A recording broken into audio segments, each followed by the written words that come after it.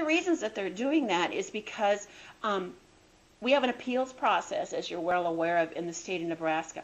And how can you appeal something that you don't have? And how can you actually look at that piece and make any judgments about whether or not it should be appealed based upon the scores that it received? So that'll be a real important piece for you to take into consideration. So please also, while I'm talking about the printing of the documents, I'm real interested in holding a analytic scoring session for you if you really desire to have that, and do this scoring of these papers so that you can get an idea as to where your students actually did score. And I'm real willing to hold that, and I'm strongly considering that. So if you would be interested in holding an analytic scoring session of these grade 11 pilots, why don't you drop me an email or give me a call sometime. Contact me, because I'll be happy to set something like that up for you. Okay, let's move on to number 10. Now, number 10, there are some, and I'm going to put this up on the screen for you. There have been some changes that have been made, and these are some really pretty important changes. Now, we're well aware that the rubric has been changed from to an analytic rubric from being a holistic rubric in the fall that we've always used since we started this way back in 2001. Really, it won't be that much different for us. The content of the rubric has been tightened. In other words, what they mean by tightened is that as we looked at the rubric in the past, when we went across the rubric and we looked at like all of the indicators from a 1 all the way through a 4, like on ideas and content, the language from scoring point to scoring point, from 1 to 2 to 3 to 4, was not always consistent. One of the things that they have done right now is tighten up that consistency. And when we take a closer look at the rubric later in this presentation, then we'll be able to better look at that, and then we'll actually have some examples of that happening.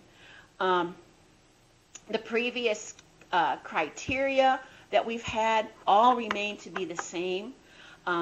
They're redistributed into fewer domains. Remember, we had 6 domains going down the side here. Now we only have 4 domains that are going down the side. And those 4 domains, if you look at the next slide, will be weighted as presented here. And that is that content and ideas have been brought together, and that'll be worth 35% of the student's score. Organization stands alone in that it's 25% of the score. Word choice, voice, and tone have all been brought together into one domain, and that is 20%. And sentence fluency and conventions have been brought into one domain, and that is 20% of the student's score also.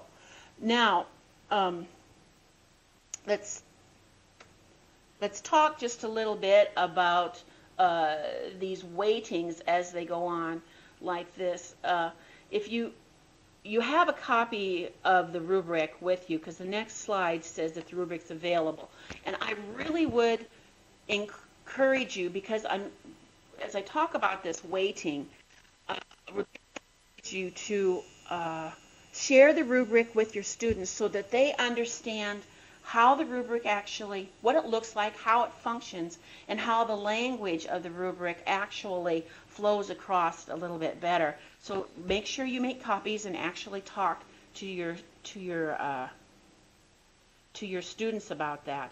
We'll go more into the weighting of the rubric and the contents, the domains of the rubric, when we actually look more closely a little later in this presentation at the rubric. Let's go on to item number 11, changes in the testing window dates and recommended testing times.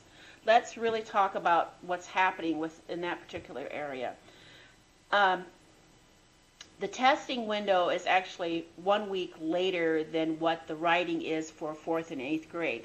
That'll be from January 31st through February 18th in any of that time span. Now,